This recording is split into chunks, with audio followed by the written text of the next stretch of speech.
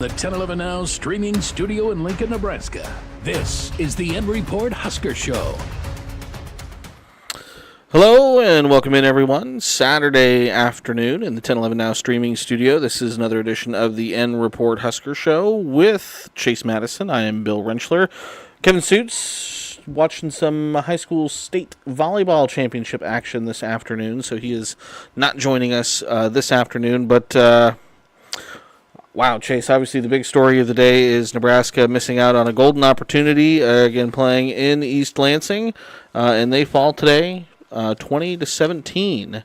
Had a chance to become bowl eligible and couldn't do it today.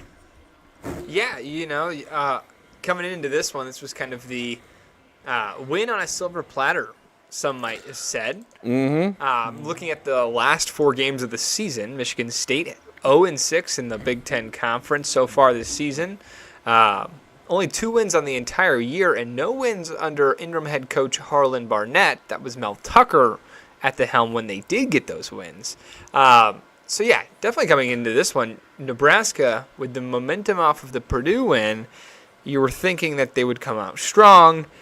You knew the defense was there, but seemingly this was a trap in East Lansing, and they come out and they just came out flat-footed, kind of. Yeah, I mean, Michigan State, I think any impartial observer would say it's kind of a program that doesn't know what it is right now, between the coaching issues and some of the off-the-field issues that are kind of surrounding the program. They've had players transferring out in the middle of the season. Obviously, you mentioned the 6-game losing streak. You're winless in the Big Ten. If you look at the statistics, they're one of the worst in pass defense and penalties and Nebraska winners of 3 in a row, 5 out of the last 6. Were a lot of good vibes around the program, and no one played horrible, I would say, today, but no one really played great. It was just a pretty poor performance all the way around, offense, defense, and special teams. Yeah, you're right. All 3 levels of football weren't up to the standard today, and I think the defense took a step back, allowing some big chunk plays. Matt Rule commented that he still needs to watch the tape, but he did say that there was some gaps in the secondary, which has been one of the stronger units today, or units as of late. That allowed Michigan State to move the ball. They were, this is, I don't want to say it's like what Nebraska was last year, but whenever you fire a coach midseason and you're kind of in this weird turmoil of a situation where, nothing was kind of going right for them, that allows some of these coaches elevated to new positions to just try stuff, see if it sticks. They played 2 different quarterbacks. They even had former Husker Alante Brown throw a pass. So they tried things that you can do as a team that really has not nothing to lose, but really nothing to gain, win, or lose just because of the situation in their season. And those things they tried worked against the Huskers. They had a few different trick plays that were able to kind of find a groove and move the ball. And then obviously what Husker fans will be talking about was at the start of the fourth quarter, the big touchdown reception that was reviewed and then called stands, not confirmed, that looked like the ball might have hit the ground. With the very poignant pause by the referee for dramatic effect. Yeah, he was playing the soap opera role. He was. We can say it because we're not going to get fined by the Big Ten. I thought the refs were pretty terrible today. There was some pretty egregious missed face mask, a missed pass interference penalty on Malachi Coleman. There was a lot of contact in the secondary, kind of both ways that they let happen, but there was a few plays where it was like, that looked like it should have been a flag. And I say that, too. Nebraska actually was not penalized in this game. I couldn't tell you the last time that happened. They had a clean sheet, and Michigan State was penalized a handful of times. So, but beyond penalties, the Montori Foster touchdown reception that stood really was the kind of the name of the game, because it built a 10-point lead for Michigan State. And the way that Nebraska's offense just was not working, they really had a tough time. The announcer even said it. Neither of those teams were built to score fast, and you saw it in the last 4 minutes that they were able to muster out one touchdown with a long Heinrich Harbor run. But they had the ball twice within the last, I believe, 5 minutes of the game, and both opportunities just, the offense wasn't built to go fast. And to finish the thought on the referees, against second to last play of the game, it was, it was kind of chaos because it looked like the ball was batted at the line of scrimmage. The refs on the field ruled it a fumble, so they just let play continue.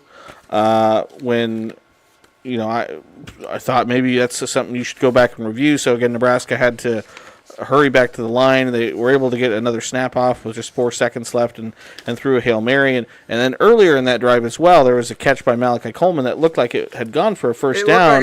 They spotted him short, and that ran off about 17 seconds. They didn't have a timeout. The defense played well down the stretch to get the Huskers the ball back. They did. And then, as you mentioned, that last play, they called it a fumble that easily could have been called an incomplete pass. Mm-hmm. And even if they, reviewed it, you would have at least had the stoppage of the clock. Because at that point, the Huskers were at about the 45-ish yard line. So they needed about 15 more yards to maybe have a realistic shot. You were playing for overtime at that point. Yeah. But it was definitely doable, right? Yeah. But it just kind of goes back to saying that this offense just doesn't really work going fast. And in that situation, Heinrich Harburg feels the ball come out of his hands. He had fumbled previously in the game. Mm-hmm. Just knowing that the ball's on the ground, his knee-jerk reaction, his instinct is just to fall on it. Mm-hmm. Right? Go get the ball. And then interceptions as well. 2 interceptions today.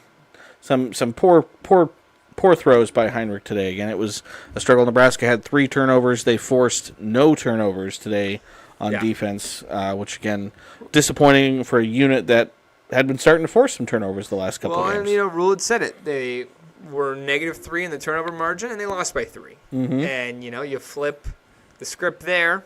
A lot of things could go your way if you, don't turn over. Now, I will say the first one was essentially an arm punt. Mm-hmm. That Michigan State caught it, went down the 4. However, on the play, Alex Bullock was wide open. Yep. And then the other one, just looking for Thomas Fidone.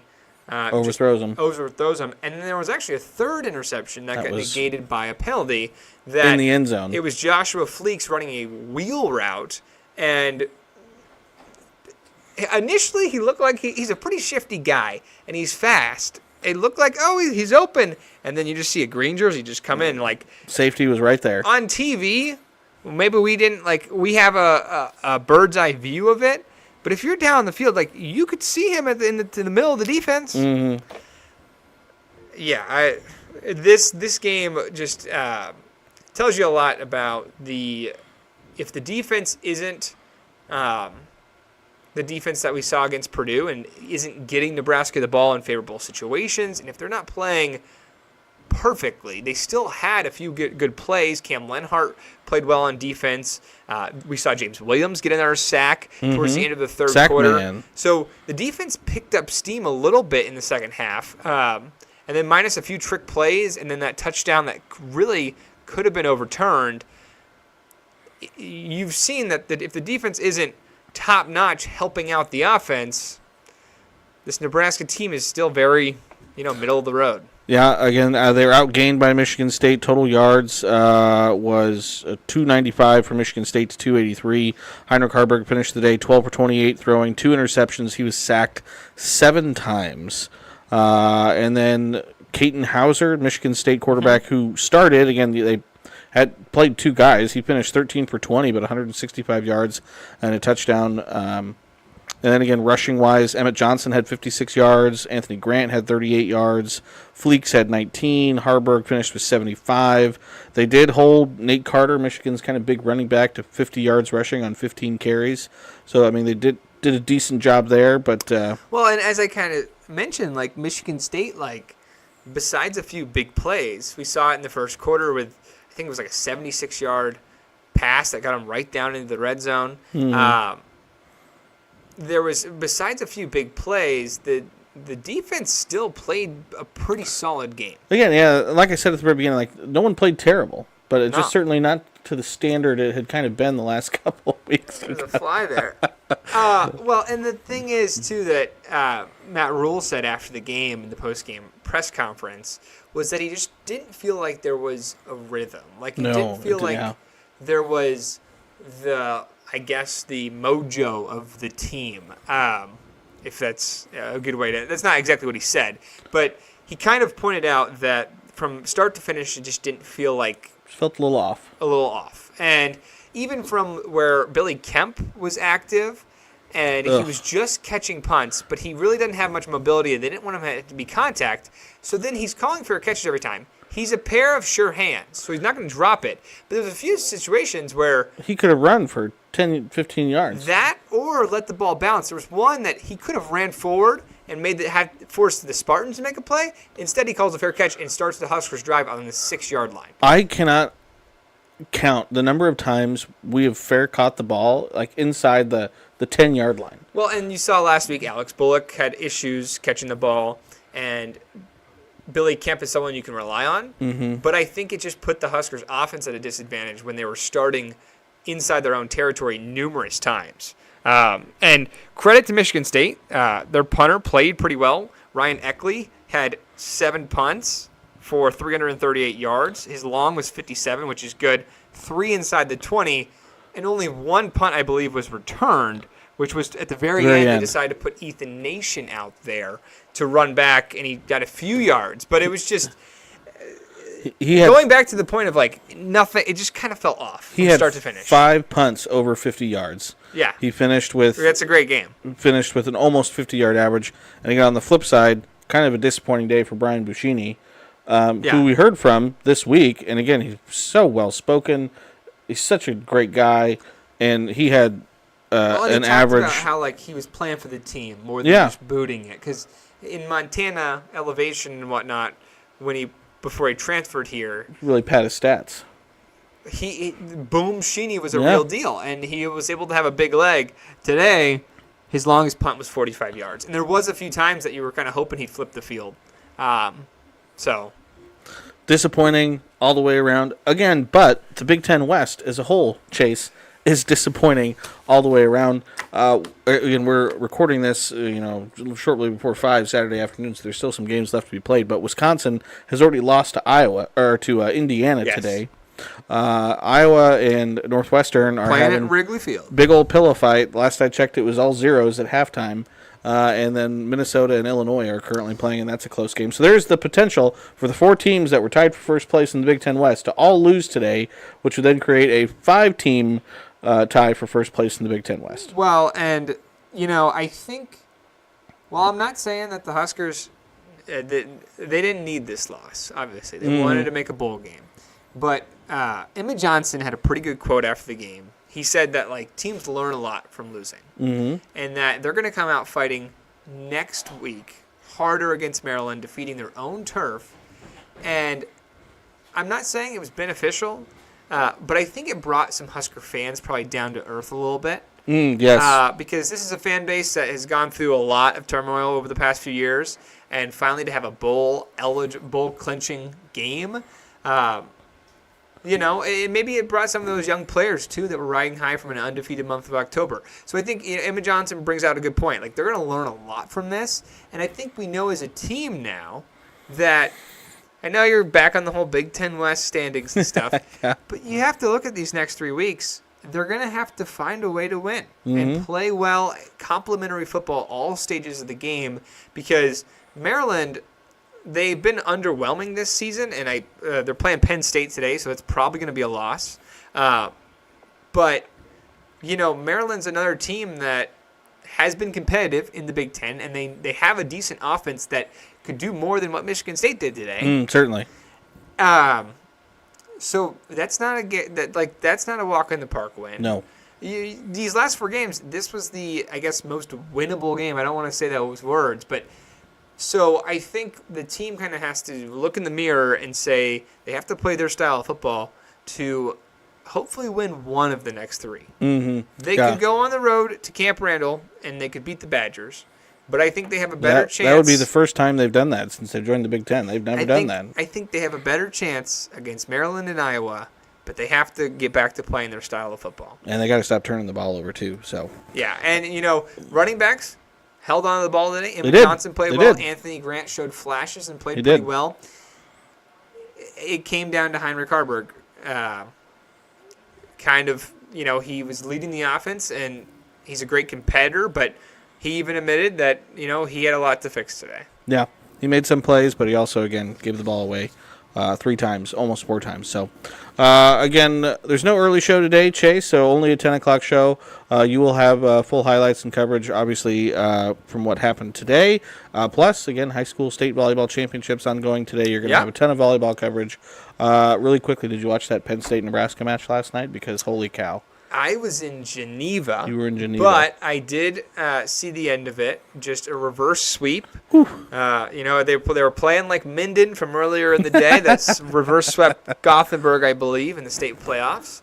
And then, it was just it was the Husker volleyball team perseverance. That was probably, the Wisconsin win is going to be their biggest win of the season as of now, but that was their toughest game. I felt like you almost saw more emotion from John Cook at the end of that game than you saw from when the Huskers beat Wisconsin. He was jumping off the bench, hands in the air. So the Huskers will play Rutgers tomorrow at noon. Which I think will be a little bit of an easier.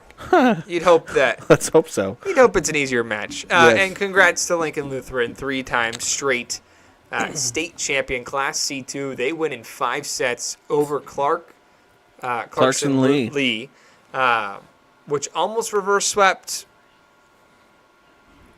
Lincoln Lutheran. And Sumner Eddyville Miller, again, D1 champs. Yep, shout out Micah O'Neill. 33 Overton, kills, dominant performance in the final. Overton, D2 champs. Yep. Again, still Kearney Catholic and Minden playing now. Yeah, C1. Those games are being broadcast on Nebraska Public Media, which is very cool. That they get all those exposure and whatnot. They do a great job, and they did a great job with softball a few weeks ago. But they're a little bit behind. They are. We're probably, I would say, an hour behind. Yeah, Class B is was tentatively scheduled to start at 5. That's not going to happen. The tough thing is they allotted for these 2-hour windows, and for us, we have deadlines, but the last game could end at 1 a.m. It could. It's entirely possible. So you still have Norris take on Scott Catholic for Class B, and then Papillion La Vista. 8 seed Papillion La Vista. Norris is playing some really good volleyball. It'll be big to see. They went 5 yesterday with Bennington.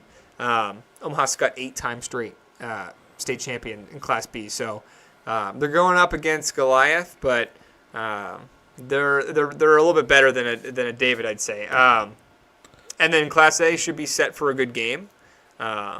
Lincoln Southwest. So. Which I think, I looked it up, I talked with Brian Swanigan earlier this week. I think it's been like 8 years since a Lincoln team has won Class A or Class B state volleyball. Well, and Papillion La Vista, right? Yeah. They're just riding along, and the seeding doesn't matter. They took down Number 1, Papillion La Vista South. Yeah, and the Titans had an incredible regular season. So that's going to be an interesting one. I don't know too much about Papillion La Vista, but the Silverhawks are pretty good, and as we mentioned, that game might not be over when our show hits because of how they're behind a little bit. But anyways, it's been a fun week of volleyball, and the Huskers continue to win, but Husker football need to figure some things out. Absolutely. So again, Chase will have coverage of football and volleyball tonight tentatively 10 o'clock. Not entirely sure what time that game will go on. Following, it's Alabama LSU, right, on CBS? Yeah. So following that game, Chase will have coverage. And again, you can always, as always, keep up with everything online on 1011now.com. So appreciate everyone, Chase. Appreciate you for jumping in and joining me on a busy day. Appreciate everyone for tuning in, for watching. I'll probably join you again sometime early next week. So until then, I hope everyone has a nice Saturday evening and has a nice weekend. You've been listening to the REPORT Husker Show from 1011. Watch, listen, and stream on the 1011 Now app, on YouTube, or wherever you get your podcasts. For more Husker coverage throughout the week, watch the REPORT on 1011 Sports at 6 and 10 p.m. and download the 1011 Now app.